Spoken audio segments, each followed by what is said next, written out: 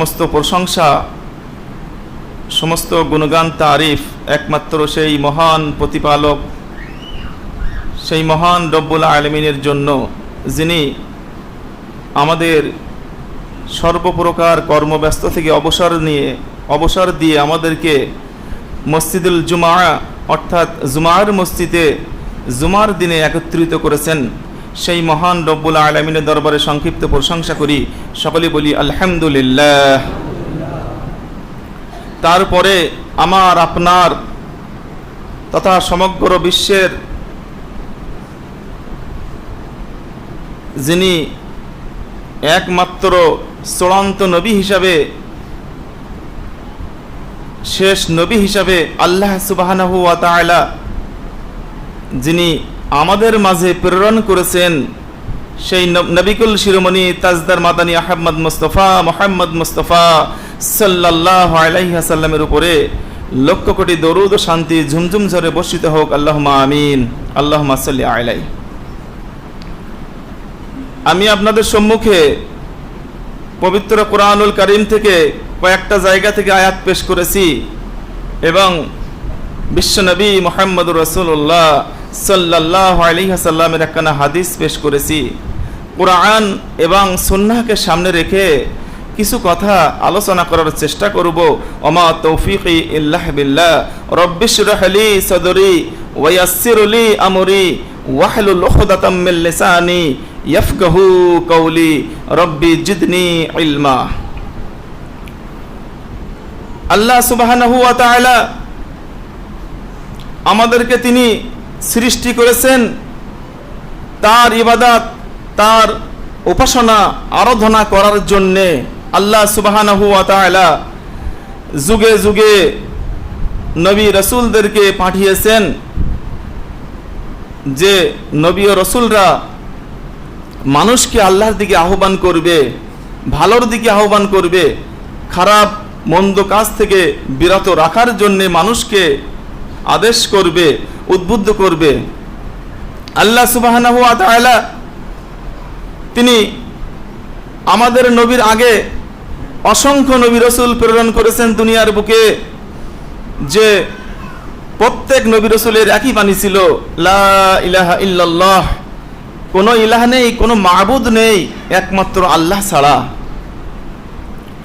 তাহলে একমাত্র আল্লাহ ছাড়া কোনো ইলাহ নেই, কোনো মাবুদ নেই, কোনো সৃষ্টিকর্তা নেই। আল্লাহ হলেন স্রষ্টা, আল্লাহ বাদে যা কিছু রয়েছে সব হলো সৃষ্টি বস্তু। আল্লাহ মানুষকে সৃষ্টি করেছেন, জিনকে সৃষ্টি করেছেন, গাছ গাছালি সৃষ্টি করেছেন, নবমণ্ডল এবং ভূমণ্ডলকে সৃষ্টি করেছেন, সপ্তম আসমানকে সৃষ্টি করেছেন, সপ্তম জমিনকে সৃষ্টি করেছেন। আল্লাহ বাদে যা কিছু রয়েছে সবই হলো তার সৃষ্টি, তিনি হলেন স্রষ্টা। আল্লাহ সুবহানাহু ওয়া তাআলা এই প্রসঙ্গ তিনি বলেছেন পবিত্র কোরআনে, এমন একটা সময় আসবে যে এই সৃষ্টিকে ধ্বংস করে দেওয়া হবে, সৃষ্টি বলে কিছু থাকবে না। আল্লাহ সুবহানাহু ওয়া তাআলা তিনি এই সূরা রহমানের ভিতরে পরিষ্কার বলেছেন, কুল্লু মান আলাইহা ফান ওয়া ইয়াবকা ওয়াজহু রাব্বিকা যুল জালালি ওয়াল ইকরাম। আল্লাহ তিনি হলেন যিনি কুল্লু মান আলাইহা ফান, যেদিন সব কিছুকে ধ্বংস করে দেওয়া হবে, একটা শব্দ দিয়ে সব ধূলিসাৎ করে দেওয়া হবে। কুল্লু মান আলাইহা, সব ফানা ফানা হয়ে যাবে, ধ্বংস হয়ে যাবে। ওয়া ইয়াবকা, শুধু বাকি থাকবে ওয়াজহুন, আল্লাহর চেহারা মণ্ডলী, আল্লাহর সত্তা, আমাদের যে সৃষ্টিকর্তা তিনি বাকি থাকবেন। আল্লাহ বাদে সব একদিন ধ্বংস হয়ে যাবে। দুনিয়ায় আমরা এসেছি সামান্য সময়ের জন্য, দুনিয়ায় আমরা এসেছি, আমরা কিছুদিন থাকার পরে দুনিয়ায় কেউ থাকবো না। এখান থেকে 100 বছর আগে আমরা এখানে কেউ ছিলাম না, 100 বছর পরে আমরা এখানে কেউ থাকবো না। তাহলে 100 বছর আগে যদি আমি না থাকি, আপনি যদি না থাকেন, 100 বছর পরে যদি দেখা যাচ্ছে আপনি থাকবেন না, 100 বছর আগেও ছিলেন না।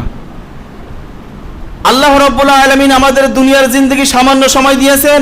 আল্লাহ বলেছেন, ওমাল হায়াতুদ দুনিয়া ইল্লা লাইবুন ওয়া লাহুন ওয়ালাদ দারুল আখিরাতু খায়রুল লিল্লাযিনা ইয়াত্তাকুন আফালা তাআকিলুন। হে দুনিয়ার মানুষেরা শুনে রাখো, দুনিয়ার জীবনটা হলো ওয়ামাল হায়াতুদ দুনিয়া, দুনিয়ার জিন্দেগি হলো তোমাদের জন্য কিসের? ওয়ামাল হায়াতুদ দুনিয়া ইল্লা লাইব, দুনিয়ার জীবনটা হলো খেলার ছলনা, খেলার মতো, খেলনার মতো। ওয়ালাইবুন ওয়ালাদ দারুল আখিরাহ, আসলে প্রকৃতপক্ষে পরকালই হলো আসল।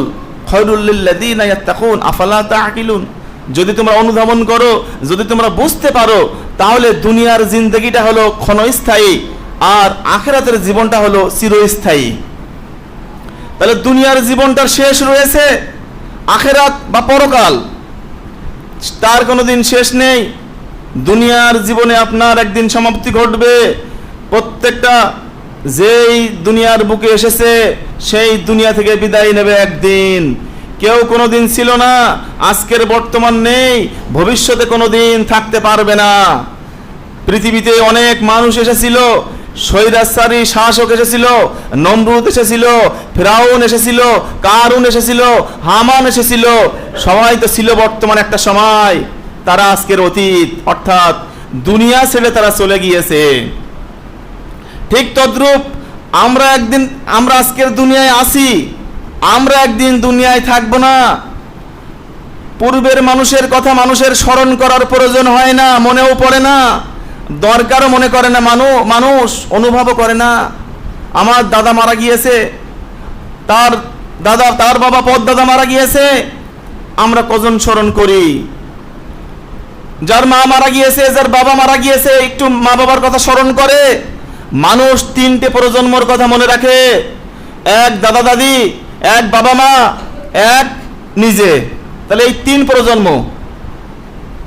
আমি যখন আসি দুনিয়ায়, আমি স্মরণ করব আমার বাবার কথা, আমার মায়ের কথা, আমি স্মরণ করব আমার দাদার কথা, আমার দাদির কথা। দেখবেন দাদার বাবা কে ছিল তার নামও আমি জানিনি, আপনিও জানেন না, তার বাবার নাম কি ছিল তাও আপনি জানেন না। তাহলে স্মরণ করবে না আমরা একদিন দাদা হব, বা আমরা একদিন তার চাইতে উপরে উঠে যাব, নিচের দিকে সব চলে আসবে, আমাদের নাম একদিন স্মরণ করবে না।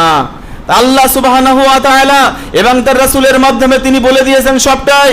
তোমরা দুনিয়াবি জিন্দেগির ভিতরে, দুনিয়াটা তোমাদের হলো আখিরাতের শস্যক্ষেত্র, দুনিয়ায় তোমরা ভালো মন্দ যা কিছু করার দুনিয়ায় করে নাও।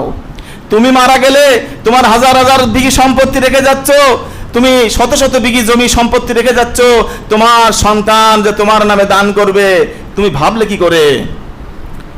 তো তুমি তোমার সন্তানের জন্য টাকা পয়সা রেখে যাচ্ছ, অগাধ ধন দৌলত রেখে যাচ্ছ, তুমি তোমার সন্তান তোমার জন্য, বাবা মায়ের জন্য দোয়া করবে, তুমি ভাবলে কি করে?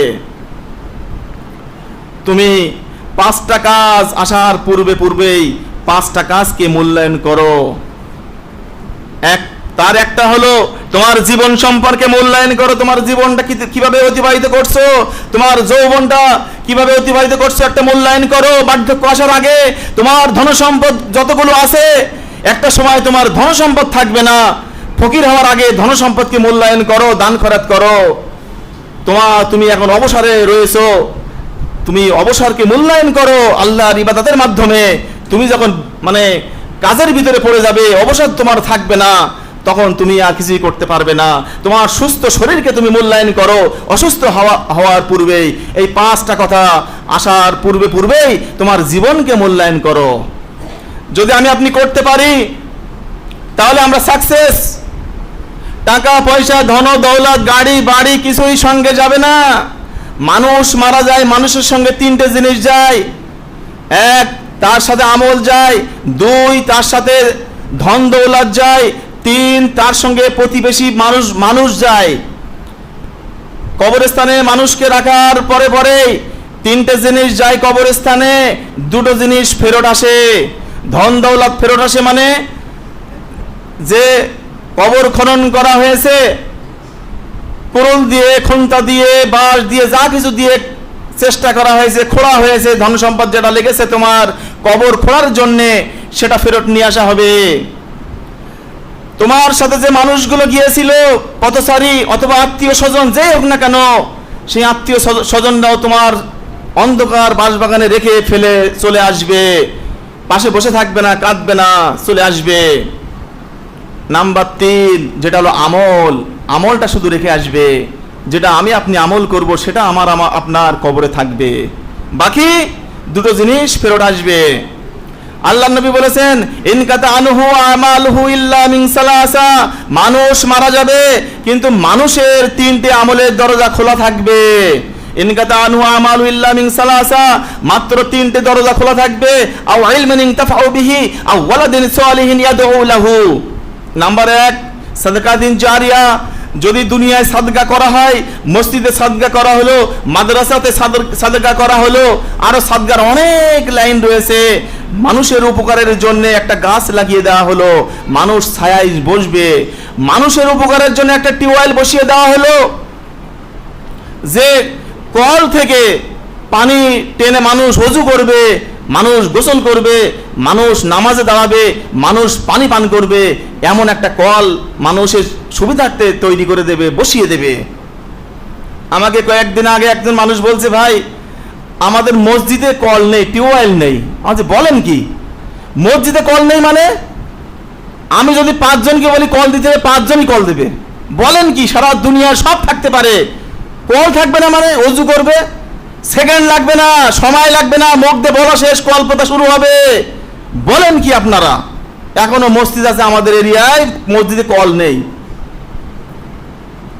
তাহলে এই কল, পানি আমাদের মসজিদে একবার 2 জন কল দিতে চেয়েছিল এবং 2টো দিয়েছিল, কারণ মানুষ জানে হাদিসের পরিপ্রেক্ষিতে যে ওই কল থেকে যত পানি বাইর হবে প্রত্যেকটা ফোঁটায় ফোঁটায় হবে সাদকা, প্রত্যেকটা ফোঁটা সাদকা হিসেবে হবে। আপনি মারা যাবেন, ওই কল থেকে পানি বাইর হবে, মানুষ ওযু করবে, মানুষ নামাজ পড়বে, প্রত্যেকটা দানের বিনিময়ে আপনি বদলা কবরে বসে বসে পাবেন। আও ইলমিন ইনতাফাউ বিহি। নাম্বার 2, এমন কোন শিক্ষা দুনিয়ার বুকে রেখে যাও যে শিক্ষা যেন মানুষের উপকারের কাজে লাগে, মানুষ যেন ভালো মন্দ জিনিস শিখতে পারে, মানুষ যেন কোরআন মাজিদ পড়তে জানে, মানুষ যেন হাদিস শিখতে পারে, একটা মানুষ একটা মানুষকে উপকৃত করতে পারে, একটা মানুষ একটা মানুষকে দোয়া শিখিয়ে দিতে পারে, সূরা ফাতিহা জানে না সূরা ফাতিহাটা শিখিয়ে দিতে পারে, কালেমা তাওহীদ জানে না কালেমা তাওহীদ শিক্ষা দিতে পারে, কালেমা শাহাদাত জানে না কালেমা শাহাদাত শিখিয়ে দিতে পারে। এমন যদি শিক্ষা দুনিয়ায় রেখে যায়, তাহলে কবরের 2 নম্বর দরজা দিয়ে এই নেকি পৌঁছাবে, দরজা বন্ধ হবে না। আও ওয়ালাদিন সালিহিন ইয়াদউ লাহু, এমন নেক সন্তান দুনিয়ার বুকে রেখে যাও যে সন্তান যেন পিতামাতার জন্য দোয়া করতে পারে যে রব্বির হামহুমা কামা রব্বায়ানি সাগীরা, হে আমার প্রভু, হে আমার পালনকর্তা, হে আমার সৃষ্টিকর্তা, আমার পিতামাতাদেরকে ওইভাবে লালন পালন করো যেমন ভাবে আমার পিতামাতারা ছোটবেলায় আমাকে লালন পালন করেছিল। তাহলে সন্তানের এই দোয়া পিতামাতার কবরে শান্তি বিরাজ করবে, শান্তি পৌঁছে দেবে, কবরকে আলোকিত করবে, কবরকে ঠান্ডা করে দেবে, জাহান্নামের আগুন থেকে বাঁচিয়ে দিবে। আর যদি সন্তান এমন সন্তান রেখে যান যে সন্তান ভালো না, নামাজি না, সেই যে সন্তান আপনি কোনোদিন লালন পালন করেননি ঠিকভাবে, সন্তানকে আপনি ভালো শিক্ষা দেননি, সেই সন্তান হয়েছে মাতাল, সেই সন্তান ডাকাত, সেই সন্তান চোর, খারাপ কিছু, সে যত অন্যায় অপরাধ করবে আপনার কবরে ওভাবেই নেকি ঢুকবে, অর্থাৎ গুনাহ ঢুকবে। আগুন যদি আপনার কবরে লাগানো থাকে, আগুন আপনার বাড়ানো হবে, কমানো হবে না। কারণ আল্লাহর নবী, বিশ্ব নবী মুহাম্মদুর রাসূলুল্লাহ সাল্লাল্লাহু আলাইহি সাল্লাম বলেছেন, সন্তান এমন একটি জিনিস, সন্তান হলো আপনার আমানত। আল্লাহ পবিত্র কোরআনে অন্যত্রে বলেছেন, তোমাদের 2টো জিনিস যেন তোমাদেরকে আল্লাহ থেকে অন্যদিকে মুখ ফিরিয়ে না দেয়, একটা হলো সন্তান সন্ততির ধন দৌলত, আর তোমাদের যে সন্তান সন্ততি তোমাদের দেওয়া হবে লাঠি বল, সন্তানের বলে লাঠি দিয়ে যেন অন্যের ঘাড়ে ঝাঁপিয়ে পড়ো না, এর অর্থ তোমার ধন দৌলত যেন খারাপ পথে মানুষের জন্য ব্যবহার করো না, যেটা তোমার গুনার কারণ হবে। এই 2টো জিনিস মানুষকে খারাপের দিকে আহ্বান করে। যার সন্তান বেশি, যারা 5-7 ভাই, দেখবেন কিছু বলতে গেলে সর্দার গোষ্ঠী, মন্ডল গোষ্ঠী, আরো কত গোষ্ঠী আছে, কিছু কথা বলা যায় না, বললে দেখা যায় লাঠি গার দিকে আসবে।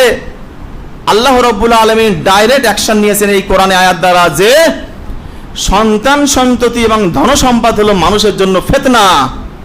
ফিতনা। আপনি ফিতনার ভিতরে পড়ে যাবেন।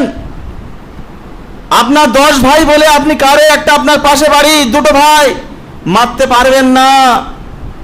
ন্যায় অন্যায় দেখে তবেই বিচার বিশ্লেষণ করবেন। একটা লাঠি থাকলেই মারা যায় না, মুখ থাকলেই কথা বলা যায় না, হাত থাকলেই তোলা যায় না, অর্থ থাকলেই খরচ করা যায় না। প্রত্যেকটা বিষয় আল্লাহর সম্মুখে হিসাব দিতে হবে।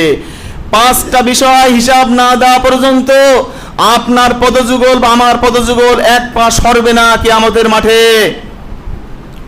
নাম্বার 1, তুমি কিভাবে ধনসম্পদ অর্জন করেছিলে এবং সেগুলো কোন রাস্তায় ব্যয় করেছিলে। ধনসম্পদ আয় করা খুবই সহজ, খুব সহজ। ব্যয় করা তার চাইতেও ততোধিক কঠিন। আপনি যেভাবে আয় করবেন ব্যয়টাকে আপনাকে বোঝাতে হবে যে আপনি মসজিদে 200 দিয়েছেন, মাদ্রাসায় 100 দিয়েছেন, সন্তানের পাশে এত খরচ করেছেন, ড্যান্স সংগ্রাম হয়েছে ওখানে টাকা দিয়েছেন, গানের জন্য এসেছে ওখানে টাকা দিয়েছেন, আরো কত জায়গায় দিয়েছেন। আপনাকে বোঝাতে হবে একটা একটা একটা একটা করে প্রত্যেকটা টাকার ফোঁটার হিসাব দিতে হবে। 5টা বিষয় আপনার জীবনকে বোঝাতে হবে এবং যৌবনকে বোঝাতে হবে। জীবন কোন কাজে লাগিয়েছো, সারা জীবন তোমার কোথায় লাগিয়েছো, এবং সাথে একটা পাঠ যৌবন কোথায় লাগিয়েছো, সব আল্লাহর সামনে বোঝাতে হবে। না বোঝানো পর্যন্ত আমাকে আপনাকে কখন আল্লাহ ছেড়ে দিবেন না, পা সরবে না, মাটি ধরে রাখবে পা। অতএব দুনিয়ার জীবনটা আমরা ধরেছি, আমাকে আপনাকে যখন আল্লাহ একবার সৃষ্টি করেছে, আমাদেরকে কোনো দিন আর মৃত্যু দিবেন না। মৃত্যু হবে বডির মৃত্যু, মানুষ মারা যাবে, দুনিয়া চেঞ্জ করবে, কিন্তু রুহের জগতের কোনোদিনই মৃত্যু হয় না। রুহ বডি ছাড়িয়ে অন্য জায়গায় চলে যায়, সেখানে থাকে। ওই মৃত্যু একবারই হবে, যেটা আমাদের দুনিয়ায় মনে করি মৃত্যু, এটা মৃত্যু না, আসলে এটা আমাদের দুনিয়ার মৃত্যু। আসলে রুহের জগতে কোনোদিনই মৃত্যু হয় না। আল্লাহ রাব্বুল আলামিন একবার যখন সৃষ্টি করেছেন, তিনি আমাদের লক্ষ লক্ষ কোটি কোটি বছর বাঁচিয়ে রাখবেন, কোনো দিন মৌত হবে না। ভালো করলে শান্তির জায়গা হবে, খারাপ করলে শাস্তির জায়গা হবে নির্ধারণ। মানুষ এসেছে এক ভাগে, মানুষ যাবার সময় যাবে দুই ভাগে, দুই ভাগে সবকিছু হবে ভালো মন্দ, জান্নাত এবং জাহান্নাম, মাঝখানে কিছু থাকবে না। হয় জান্নাতের ওয়ারিস হবেন, নতুবা জাহান্নামের। তাই দুনিয়ায় সামান্য সময়ের পরে, দুনিয়ায় সামান্য সময় আমরা এসেছি, এই দুনিয়াকে আমাদের মূল্যায়ন করতে হবে। আমার আপনার যে সন্তান আল্লাহ দিয়েছেন, এটা হলো আমাদের আমানত। এই আমানতের যদি আমরা খিয়ানত করি, আমি যদি বাবা হই আমাকে ছাড়া হবে না, আমি যদি সন্তান হই আমাকে ছাড়া হবে না। প্রত্যেকটা মানুষকে তাকে হিসাব দেওয়া লাগবে। আল্লাহ সুবহানাহু ওয়া তাআলা সন্তানকে আল্লাহ আমানত বলেছেন। এই আমানত এমন একটি বস্তু, এই আমানতের খিয়ানত যদি কেউ করে, আল্লাহ রাব্বুল আলামিন তাকে আসামির কাঠগড়ায় দাঁড় করাবেন। আল্লাহ সুবহানাহু ওয়া তাআলা আরো বলেছেন, রাসূলুল্লাহ বিশ্বনবী, তার নবী প্রিয় হাবিব জনাবে মুহাম্মদুর রাসূলুল্লাহ সকলে বলেন সাল্লাল্লাহু আলাইহি ওয়াসাল্লাম বলেছেন, দুনিয়ায় বাঁচার জন্য আমাদের অনেক পথপন্থা অবলম্বন করতে হবে।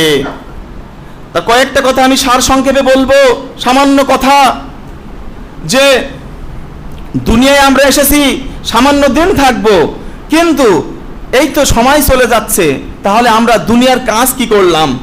আমাদের পরিবারকে কন্ট্রোল করতে পেরেছি? আমার প্রথমে দেখতে হবে, একটা ছেলেকে যখন বিবাহ দেওয়া হয় 4টে জিনিস দেখা হয়।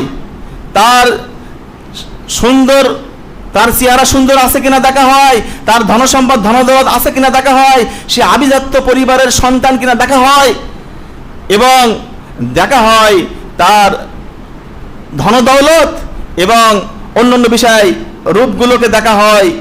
মানুষ, আল্লাহ নবী বলেছেন, তোমরা ফাসফর ফাজাকিদ দিন, যে তোমরা দিনকে প্রাধান্য দাও। তুমি তোমার ছেলের বৌমা বানাবে, তুমি নিজে বিবাহ করবে, প্রথম যেটা তুমি দেখবে সেটা হলো তার ভিতরে দিন আছে কিনা। দিন যদি না থাকে ওই স্ত্রী গ্রহণ করবেন না। দিন যদি না থাকে আপনার বিয়ের পর শুরু হবে সাথে সাথে আপনার সমস্ত সব বিষয়। যদি দিনদার প্রাধান্য দেন আর দিনদার প্রাধান্য না দেন, আপনি ধনসম্পদ দেখলেন আর আপনি চেহারা দেখলেন এবং বংশ দেখলেন, সব দেখলেন, দিনদার দেখলেন না, আপনাকে কি হবে? আপনি পর্দায় থাকতে বলবেন, স্ত্রী পর্দায় থাকবে না।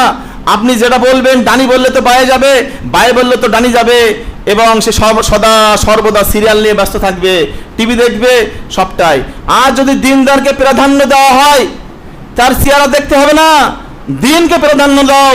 ওমর ফারুক রাদিয়াল্লাহু তাআলা আনহু তার ছেলের বিবাহ দেওয়ার জন্য, ওই যে রাত্রে বুড়িমার ঘটনা, দুধে পানি মিশা একটা ঘটনা আছে, অনেক লম্বা ঘটনা, তার ছেলেকে বললো যাও দেখে এসো, যদি পছন্দ হয় বিবাহ করে নিয়ে এসো। তাহলে কি আদেশ করলেন? দিনদারি। উমার কিন্তু দেখেননি তার চেহারা কেমন। মা বলছে দুধে পানি মিশাও, মেয়ে বলছে মেশানো যাবে না, এটা যে অপরাধ, বাচ্চা দেখে ফেলবে। বাচ্চা কি এখানে আছে? বাচ্চা তো নেই, কি আছে? আল্লাহ তো আছে। তার যে ইমানি শক্তি, তার যে দিনদার ছিল, খোদাভীরু ছিল, এই দেখে বৌমা করে এসেছিল। তাহলে একটা দিনদার যদি রমণী হয়, প্রথম যারা মিস্টেক করা যাবে না, আপনার দিনকে প্রাধান্য দিতে হবে। তা বাদে যেভাবে বিবাহ করা হয়, মেয়েরা প্রপোজ করছে, ছেলেরা করছে, এভাবে বিয়ে শাদী হচ্ছে, দেখা দেখিতে বিবাহ হচ্ছে, পিতামাতার কিছুই লাগছে না। এই দিনদার নেই এর ভিতরে, কোনোদিন এই বিবাহ বন্ধনে যারা আবদ্ধ হচ্ছে কোনোদিন শান্তি পাবে না। দুনিয়া নরকে থাকবে, আখিরাতে তো আছেই, দুনিয়া হবে নরক। আপনার স্ত্রীকে নিয়ে আসলেন, প্রথম রাত্রিবেলা আপনার বাসর রাত হবে, 3 দিন পরে বাসর রাত হবে না। স্ত্রীর সঙ্গে কোনো মেইলে কুটুম আসবে না। স্ত্রীর ঘর সাজাবে সুন্দর করে, স্বামীর ঘর সাজাবে, বাসর রাত হবে। সেখানে আপনার কপালে হাত দিয়ে একটা দোয়া পড়তে হবে। কজন দোয়া পড়েছি আমরা বাসর ঘরে? পড়িনি। আল্লাহর কাছে চাইতে হবে, একটা নেক সন্তানের জন্য দোয়া করতে হবে আল্লাহর কাছে। 2 রাকাত নফল নামাজ পড়ে দোয়াটা পড়ে আপনার শায়িত হতে হবে। কয়জন করেছি আমরা? করিনি। সন্তান যখন পেটে এসেছে, 1 মাস, 2 মাস, 6 মাস, 8 মাস হয়ে যাচ্ছে সন্তান পেটের ভিতরে, সেই স্ত্রী যদি সব সময় মোবাইল নিয়ে বসে থাকে, সদা সর্বদা যদি কার্টুন দেখে, সিরিয়াল দেখে, বেপরদা হয়ে থাকে, তার সন্তান ওই পেট থেকে ভালো সন্তান আশা করা যায় না। ইবনে তাইমি আসবে না, নাসিরউদ্দিন আলবানী আসবে না, ইমাম বুখারী হবে না ওইরকম মায়ের পেট থেকে। মা যদি ভালো হয়, শালীনতা হয়, পর্দার ভিতরে থাকে, বাড়ির বাইরে আসে না, বাড়ির ভিতরে থাকে, তারপরে সমস্ত আরকানগুলো মেনে চলে, 5 ওয়াক্ত সালাত পড়ে, সিয়াম পালন করে, স্বামীর কথা মেনে চলে এবং লজ্জাস্থানের হেফাজত করে। আল্লাহ নবী বলেছেন 4টি কাজ যদি মহিলা করে, সে 8টি জান্নাতের দরজা, যে কোনো দরজা দিয়ে প্রবেশ করবে। আর যদি 6 মাস পরে মাতৃগর্ভে তার কান খুলে দেওয়া হয়, সামিয়াম বাসির, আগে দৃষ্টিশক্তি না, আগে শ্রবণ শক্তি, মায়ের গর্ভের ভিতরে তার কান খুলে দেওয়া হয়। সে যদি ড্যান্স হাঙ্গামা দেখে, মা সন্তানও ড্যান্স হাঙ্গামা শোনে কানে। তাহলে যদি পেট যদি ভালো হয়, মায়ের পেট, তাহলে সন্তান ভালো হবে। এভাবে 10 মাস হয়ে গেল, সন্তান ভূমিষ্ঠ হলো, আপনাকে 4টি জিম্মাদারি আপনার বাবা হিসাবে। 7 দিনের দিনে ওকে প্রথমে আজান দিতে হবে কানে, তারপরে 7 দিনে তাকে মাথা নাড়া করতে হবে, ওই চুল দিয়ে স্বর্ণ অথবা রৌপের অনুপাতে ওজন করে সাদকা করতে হবে, তার সুন্দর একটা নাম রাখতে হবে, তার আকিকা দিতে হবে। 4টি জিম্মাদারি আপনার বাবা। বাবা হতে গেলে এই শক্ত জিনিস লাগে, বাবা হতে গেলে এই 4টি কাজ করতে হবে। কজন করেছেন? সন্তান হয়েছে মাথা নেড়া করেছেন? করেননি। তার ওজনে স্বর্ণ দিয়েছেন বা রূপা দিয়েছেন? দেননি। তার সুন্দর নাম রেখেছেন? রাখেননি। নাম বল্টু, ঝন্টু, পন্টু, মিন্টু, কত রকমের নাম রেখেছেন, যেগুলো মানুষের নাম না সেইগুলো রেখেছেন। আর তার আকিকাও 7 দিনে দেননি। তাহলে এই সন্তান কিভাবে ভালো হবে? এই 4টি জিম্মাদারি আপনার বাবা হতে গেলে এটা আপনাকে সময়ে করতে হবে। সময়ে না করলে সুন্দর একটা নাম রাখতে হবে। কেন? আল্লাহ নবী বলেছেন, সহিহ বুখারীর বর্ণনা, কিয়ামতের মাঠে তোমাকে ডাকা হবে তোমার বাবার নাম ধরে, তোমার বাবার নামের সাথে তোমার নাম জড়িয়ে ডাকা হবে। তোমার নাম যদি ভালো হয়, তোমার বাবা সেদিন, তুমি এবং তোমার বাবা মিলে সম্মানীয় হবে। ভালো ভালো নাম ধরে ডাকা হবে। আর নাম যদি খারাপ হয়, খারাপ কুৎসিত নামে ডাকলে মানুষ যেমন খারাপ মনে করে, কিছু মানুষের লাকাম থাকে না, উপাধি থাকে, খারাপ নাম, যে ওই মানুষটা ওই নাম না বললে চেনে না, আসে না, অথচ ওই মানুষটা ওই নাম বললে সে খারাপ মনে করে, যে আমার এই নামে ডাকছে, আমি তো এই নাম ভালোবাসি না, এই তো আমার নাম না, উপনাম কেউ দিয়েছে আমাকে। ঠিক তদ্রূপ অসম্মান বোধ করে, তার সম্মানহানি হয়। ঠিক তদ্রূপ খারাপ নাম রাখার কারণে কিয়ামতের মাঠে সে সম্মান বোধ করবে না, সে অসম্মান বোধ করবে। আর সন্তানকে যদি আকিকা না দেওয়া হয়, আকিকা হলো প্রথম টিকা। আকিকা না দিলে ওর বালা মুসিবত বিপদ দূর হবে না, ওটা হলো প্রথম সাদকা ওর। অনেকে আছি আমরা করি না। আল্লাহ নবী তার সন্তানের জন্য, মেয়ের সন্তান নাতি হাসান হুসাইনের আকিকা নিজে করেছিলেন। আল্লাহ নবী নানা হিসাবে তিনি করেছিলেন আকিকা, তিনি নিজে আকিকা করেছিলেন। কারণ আকিকা এমন একটি জিনিস, আকিকা বড় একটা ইবাদত, করতেই হবে আমাকে আপনাকে আকিকা। তারপরে নাম রাখলেন সুন্দর, আকিকা করলেন ভালো, দান খারাত করে দিলেন। সন্তান যখন হলো 1 বছর 2 বছর 5 বছর 7 বছর বয়স হয়ে গেল, সাথে সাথে সন্তানকে সাথে করে নিয়ে নামাজের আদেশ করতে হবে। যখন তার বয়স 7 বছর হবে, নামাজ শিক্ষা দিতে হবে 7 বছর পর্যন্ত। 7 থেকে 10 বছর শিক্ষা দিতে হবে। 10 বছর পরে যদি সালাত আদায় না করে সন্তান, তাহলে সন্তানকে পিটিয়ে সালাত আদায় করতে হবে। আমার আপনার ঘরে এমন সন্তান আছে না নেই? 10 বছর ঊর্ধ্বে বয়স সালাত পড়ে না। আরে আমি বলবো কি, আমি বিড়ি খাই, খোকা বিড়ি, খবরদার বিড়ি খাবি না। বাবা তুমি তো খাও বিড়ি। আমি যদি বিড়ি খাই, আমি সিগারেট খাই, গাঁজা খাই, আমার সন্তানকে নিষেধ করতে পারবো? কোনোদিন নিষেধ করতে পারবো না, কারণ আমি নিজেই তো সেই কাজের কাজী। আমি যদি বেনামাজি হই, আমি আমার সন্তানকেই বলতে পারবো বাবা নামাজ পড়তে যাও, তুমিই তো নামাজ পড়তে যাও না। বলবে না? বলবে, অবশ্যই বলবে। অতএব আমার আপনার নৈতিক কর্তব্য দায়িত্ব, সন্তানকে মানুষ করার জন্যে সন্তানকে যেমন আদেশ করার দরকার, সাথে নিজে করার দরকার। সন্তানকে আদেশ করতে হবে, 10 বছর না পড়লে পিটিয়ে লাঠি ভেঙে যাবে। 12 বছর বয়স হয়ে গেছে, নামাজ পড়ে না মানে তুমি বাবা না, তুমি কাপুরুষ। তোমার সন্তান বেঁচে রয়েছে, ছেলে মেয়ে 12 বছর 14 বছর বয়স, নামাজ পড়ে না, তুমি বাবা হিসেবে বেঁচে রয়েছো, তুমি বাবা না, তুমি হিজড়া, তোমার পুরুষত্ব নাই। জন্ম দিলে বাবা হওয়া যায় না, জন্ম দিলে মা হওয়া যায় না। মা হতে গেলে 4টে জিনিস লাগে, বাবা হতে গেলে 4টে জিনিস লাগে, আলাদা আলাদা জিনিস লাগে, সবার এক জিনিস লাগে না। মা হতে গেলে 4টে জিনিস লাগে। কি? তার সদা সর্বদা খেয়াল রাখতে হবে, রাখালের মতো পাহারা দিতে হবে। সে আমার মেয়েটা কোথায় যাচ্ছে, আমার ছেলেটা কোথায় যাচ্ছে, কার সাথে মিশছে, কিভাবে মিশছে, কিভাবে খাচ্ছে, নামাজ পড়ছে কিনা, সঠিকভাবে সে শোয়া ঠিক আছে কিনা, মোবাইলে আসক্ত কিনা, এভাবে তার প্রত্যেকটা বিষয় খেয়াল রাখতে হবে। সন্তান হলেই সন্তান না, সন্তান 2 প্রকারের, একটা ভালো একটা খারাপ। ভালো সন্তান হলো নবীদের উত্তরাধিকারী, আর খারাপ সন্তান হলো শয়তানের উত্তরাধিকারী।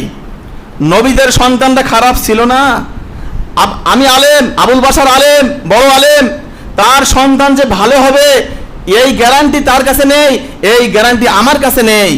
আমার দায়িত্ব কর্তব্য যতটুকু, 10 থেকে 12 14 15 16 বছর বয়স পর্যন্ত তাকে দেখভাল করতে হবে, খাওয়াতে হবে, পড়াতে হবে, শিক্ষা দিতে হবে, আদব শিক্ষা দিতে হবে, ঠিক আছে?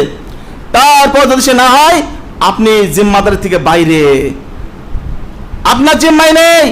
আপনি মেয়ে সন্তান লালন পালন করছেন, তার আল্লাহ নবী বলেছেন যে মেয়ে সন্তান, 2টো মেয়ে সন্তান লালন পালন করবে, সেই ব্যক্তি, আর আমি বিশ্ব নবী মুহাম্মদুর রাসূলুল্লাহ বলেন সাল্লাল্লাহু আলাইহি সাল্লাম বলছেন, আমি আর সেই ব্যক্তি 2 জন কাছাকাছি থাকবো জান্নাতে। কত কাছাকাছি? 2টো আঙুল এক জায়গায় করে দেখালেন, এক জায়গায় ফাঁকা নেই। যে ব্যক্তি দুনিয়ায় 2টো কন্যা সন্তান লালন পালন করবে, আমি বিশ্ব নবী আর সেই লোক, সেই মেয়ের পিতা বা যে লালন পালন করেছে সেই ব্যক্তি আর আমি নবী মুহাম্মদ 2 জন একই জান্নাতে একই জায়গায় অবস্থান করব, এভাবে জমা ধরে কাছাকাছি একদম পাশাপাশি। তাহলে কন্যা সন্তান লালন পালন করতে হবে কতদিন? তার নসিহত করতে হবে, তার লেখাপড়া শেখাতে হবে, তার আদবের ভিতরে রাখতে হবে, তার পর্দার ভিতরে রাখতে হবে, পর্দা করতে হবে। 2-3টে জিনিস খোলা রাখা যায়, মুখমণ্ডল, হাতের কবজি এবং পায়ের পদযুগল খোলা রাখা যায়, বাকি ঢাকতে হবে। অনেক মেয়েরা তো এমন আছে চুল ছেড়ে দিয়ে বেড়ায় না। আমার আপনার মেয়েরা বেড়ায় না? বেড়ায়। আপনি পুরুষ না কাপুরুষ, আপনি মা না, আপনি হলেন ডাইনি। আপনার মেয়ে মোবাইল কানে দিয়ে হাঁটতে হাঁটতে ফোনে কথা বলে মানে আপনি মা হয়ে বেঁচে আছেন, মানে আপনি মা না, আপনি হলেন তার জন্য শত্রু। আপনি বাবা না, আপনি তার জন্য শত্রু। 18 বছর বয়স না হওয়া পর্যন্ত কোনো বাচ্চার হাতে মোবাইল দেওয়া যাবে না, কারণ তার মোবাইলের ভিতরে কত ভালো মন্দ জিনিস রয়েছে, তার ভিতরে সেই জ্ঞান এখনো হয়নি। নির্দিষ্ট বয়স না পৌঁছালে কোনো কিছু বোঝা যায় না। অতএব ছোটবেলায় যারা মোবাইল দিচ্ছে তার সন্তানরা ধ্বংস হয়ে যাচ্ছে, পড়াশোনা উচ্ছন্নে যাচ্ছে। আজকের যতগুলো দুনিয়া অপরাধ সংগঠিত হয় তার অধিকাংশের কারণ মোবাইল। দেখবেন মোবাইল কি জিনিস, মোবাইল কতটা ক্ষতি করেছে। ভালো দিক যেমন রয়েছে, খারাপ দিক তার তত দিক বেশি আছে। তাহলে আপনার সন্তান কি করতে হবে? 7 থেকে 10 বছর বয়স হয়েছে, তার পর্যাপ্ত পরিমাণে তার আদব শিখাতে হবে। কিভাবে মানুষের সহিত কথা বলতে হয়, কিভাবে ঘরে ঢুকতে হয়, ঘরে ঢোকার সময় সালাম দিতে হয়। আরে সালাম কোথায় দেবে? আমাদের ঘরে কোথাও তো পর্দাও নেই, আমাদের ঘরে কোথাও পাঁচিলও তো নেই। কোনো ঘরে বাড়িতে, আমার বাড়িতে, আপনার বাড়িতে কোথাও পাঁচিল নেই। আল্লাহর নবী বলেছেন প্রত্যেকটা ঘর পাঁচিল দিয়ে ঘেরা থাকবে, সে মহিলারা পর্দার ভিতরে থাকবে, পাঁচিলের ভিতরে। বাড়িতে থাকবে বৈঠকখানা, সেখানে আসবে পুরুষরা বৈঠকখানায় বসবে, আমরা আগে ঢুকে যাই বাড়ির ভিতরে, ভাবি রান্না কি করেছে, হাঁড়িতে কি আছে, মাছ না গোশ রান্না হলো। এ সমস্ত হিন্দুয়ানি আইন শৃঙ্খলা উচ্ছৃঙ্খলা চলছে আমাদের ভিতরে। প্রত্যেকটা বাড়িতে পর্দা করতে হবে। যার যেমন টাকা তার বাড়িতে তেমন পর্দা হবে, তার বাড়িতে তেমন প্রাচীর হবে। কম টাকা রয়েছে, হ্যাঁ টাইম শর্ট হয়ে গেছে, আমি সামান্য বলে শেষ করে দিচ্ছি। তা আমাদের যেমন টাকা রয়েছে আমাদের তেমনি আমাদের পর্দা করতে হবে। সেইভাবে আমাদের যদি টাকা বেশি থাকে পাঁচিল দিয়ে করতে হবে, লোহার প্রাচীর গেট যদি না থাকে বেড়া দিয়ে করতে হবে। যাই হোক, ওগো আল্লাহ তুমি আমাদের সকলকে সঠিক বোঝার তৌফিক দান করেন। সকলে বলেন আল্লাহুম্মা আমিন। বারাকাল্লাহু লানা ওয়া লাকুম ফিল কুরআনিল আযীম ওয়া নাফা'না বিল আয়াতি ওয়া যিকরিল হাকীম। ইন্নাহু তাআলা জাওয়াদুন কারিমুন মালিকুম বারুর রাউফুর রাহিম।